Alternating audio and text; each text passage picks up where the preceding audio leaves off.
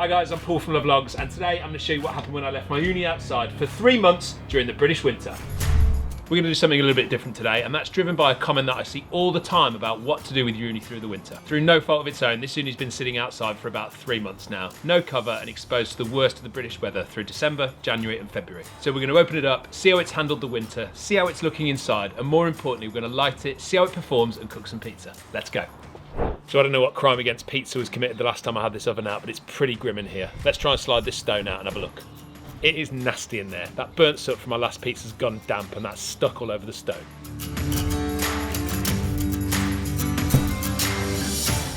The good news is this is totally recoverable and nothing to worry about, so let's crack on.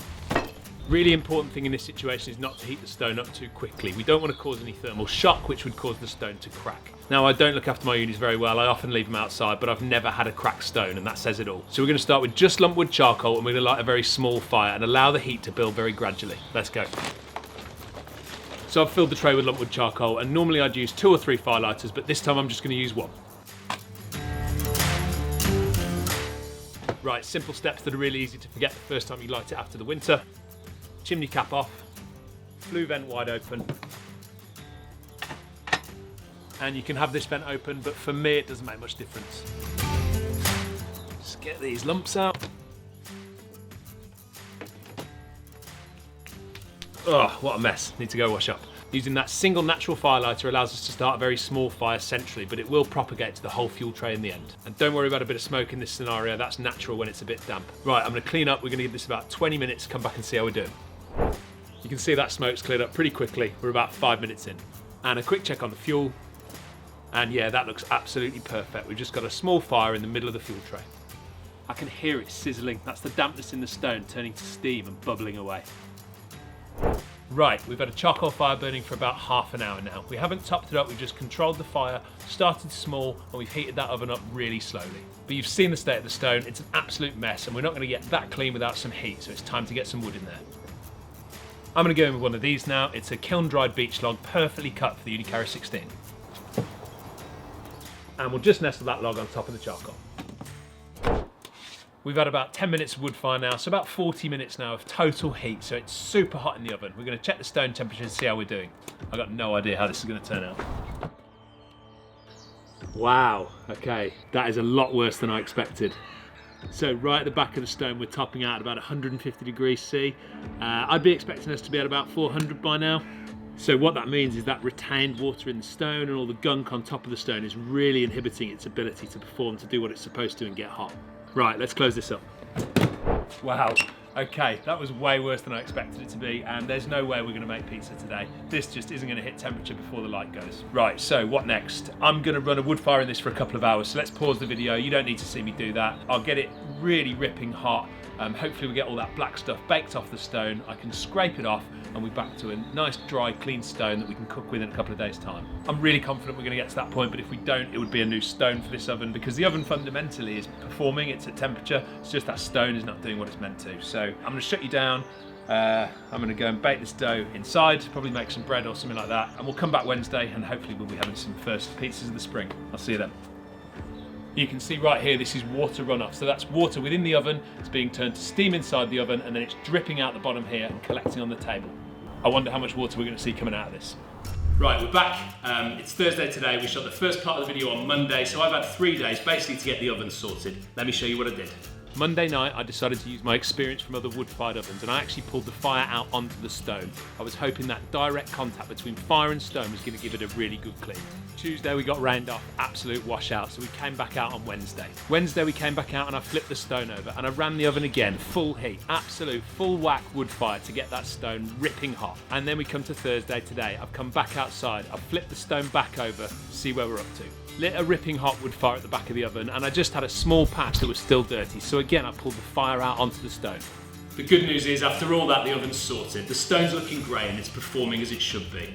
The bad news is we're suffering from the great British weather and it's wet and drizzly outside. But pizza waits for no man, so I've thrown a gazebo up to cover my cameras and the oven, and we're going to make some pizza. Let's go. And now here we are, the oven's at full temperature. I'm about to check the stone temperature, give it a final clean, and we can make some pizza. So we're ranging from 440 degrees C to 500 degrees C, so we're actually running a little bit too hot. Luckily I've got a damp tea towel, I'm going to use that to clean the stone down, and that will also lower our stone temperature. That's brought us down to about 400 degrees C near the front of the stone, which is perfect to get some pizza launched. And I actually can't believe how mint that stone looks. I'm so happy how it's come out. Right, both cameras under cover, stone's ripping hot, let's go. This is defrosted dough, so it's going to be super supple. It's a little bit over where I wanted it, but it's going to make great pizza.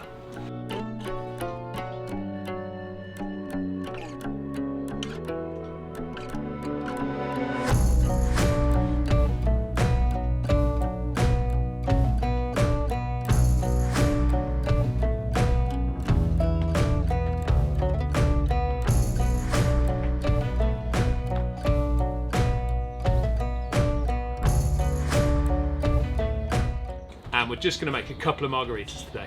So San Marzano base, freshly grated Parmesan, some slightly manky basil, which was nice on Monday and I forgot to get any more, supermarket buffalo mozzarella because I haven't got any Fior Latte, and a nice drizzle of cold pressed British rapeseed oil.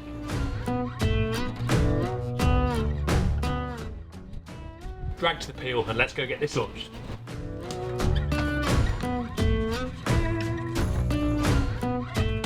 20-second count before we even think about turning. Let's have a look where we're up to. Gently break the seal. And spin the pizza around. Let the 15 or 20 seconds bake. And we'll just make sure that each quarter of the pizza gets 15 to 20 seconds in front of the fire.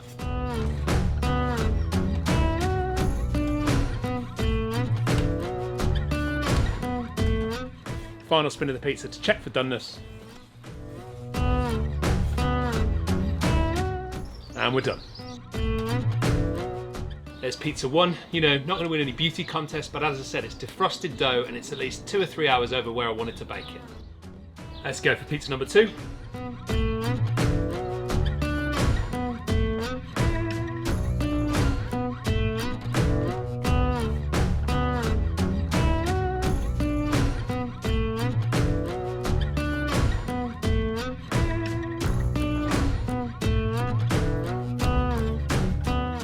And I'm accepting I haven't got enough cheese, so let's just make 3 pizzas.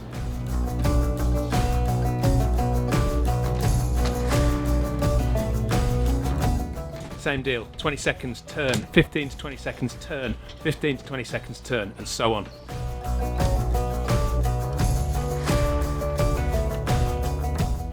Check that base, beautifully cooked. Pizza number 2, in the books.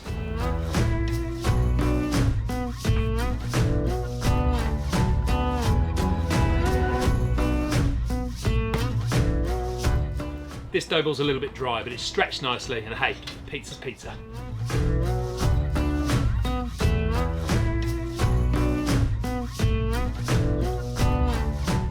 The oven's not the only thing that's rusty. Let's launch this one a bit faster, see if we can get a nice circle.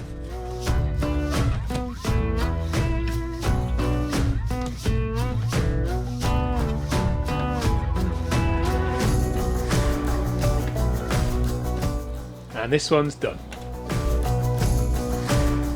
I'm never one to waste dough, so we're going to bake this into a little sort of Roman style focaccia. Quick dimpling, keep as much air in there as you can, a little bit of rapeseed oil and into the oven. This should be a slightly longer, lower bake, so launch at the front of the oven where it's cooler and leave it a little bit longer before turning.